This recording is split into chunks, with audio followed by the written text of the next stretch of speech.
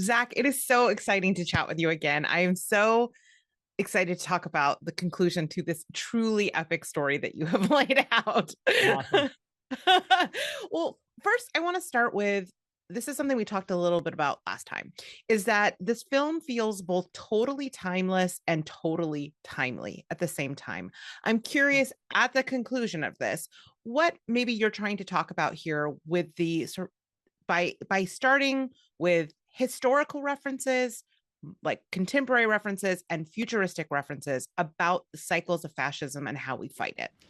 Yeah, I mean, obviously, I think that people always ask me, have asked me, like, is there like, are you trying to comment on, politics of the present day with this? And I'm like, well, the truth is the movie takes so long to make that there's no, you have to kind of, rely on more historical reference than, say, anything that's happening maybe in the news right this second, because it's just a time thing, because these movies are like watching grass grow. They don't happen overnight. So yeah, I just felt like the idea of this village, that is completely sort of self-sufficient and very sort of isolated and really not a threat to anyone, really kind of the opposite, this kind of nurturing culture that they represent, and combine, and so that it allowed our bad guys to really represent, they're coming with no agenda other than to destroy, and I think that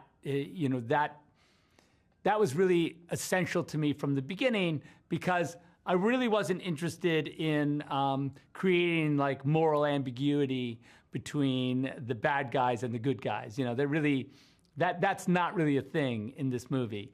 You really do have a clear opponent. I wasn't trying to go like, oh, but Noble's sad because, whatever, I don't know. I just was like, no, like, we don't need to do that.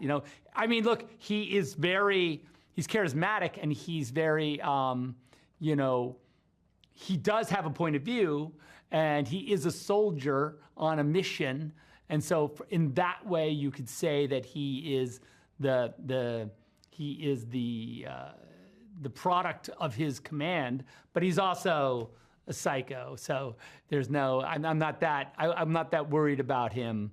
And Ed does an amazing job with it. And it is also, I mean, when you see the director's cuts, I think it'll be interesting to see, because there's an amazing 20-minute opening sequence that isn't in movie one at all, where you really sort of see Ed in this destroyed world where he's kind of like right out of the box, you see him at his worst possible, way worse than he is in anything he does in this movie.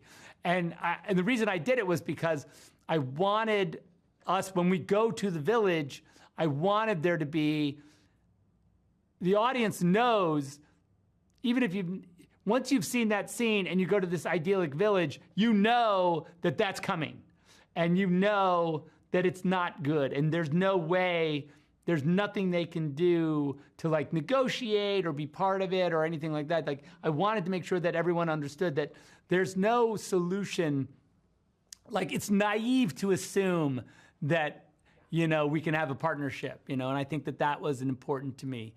Yeah, sorry about the rant. It creates a sort of Hitchcock. No. It creates kind of that Hitchcockian bomb under the table, right? Correct. When he 100%, arrives and everybody's 100%. trying, and there's just absolutely no hope. Yeah. So yeah. I think that's really interesting, especially the fact that it is. I think it's a statement that even though you weren't timing it to come out now, that it remains a timely story is an interesting statement. That just shows you how cyclical and how kind of the world that we are constantly on a treadmill with this stuff is insane. Amazing. Well, I will say, speaking of continuing stories, I do feel like you left a little room at the end for a continued. Yeah, I did. I guess that's true. There's a little bit of There's a little real estate left out there. I mean, look, the truth is Belisarius is still in charge back on the Mother World, and there's another element that's in play. So, who knows? Do you see yourself returning to this world, or do you feel like you've told all the stories you want to tell here? No, we absolutely could do some more, make some more Rebel Moon movies if that was in the offing. Absolutely. Amazing. If you were to kind of maybe break out a story and because I feel like each of your characters have these very rich backstories that we just barely got to touch. Is there a character that you would like to maybe center sort of a side story about? Well, I mean, we did those, and we've had incredible success with the Blood Axe comics that have really, they're in their third printing now, and everyone's just going nuts for them, which I think is really great. We're starting to, which is awesome at this point, we're just starting up a Nemesis backstory comic because Duna's character is so amazing. Yeah, so we're going to really sort of explore her time from, after the loss of her family to where we find her and what happened to her in the sort of interim. It's been 2 years of her just knocking around being insane. So that'll be fun. But yeah, and also we had talked about Belisarius TV show, the sort of rise of Belisarius and his humble roots to now, regent of the Mother World. So there's a lot of cool stuff out there that we could mess around with if we felt like it.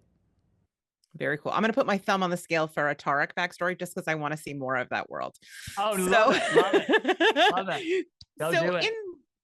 In the end, I feel like the thing that I came away with was that obviously cycles of fascism, which we touched on, but there's also this sort of thread of hope and the way that real change can come when people come together and form these sort of found families and push back about what is wrong. Do you think that even though you didn't time it for now, that there is an important message that we can take away from this in 2024?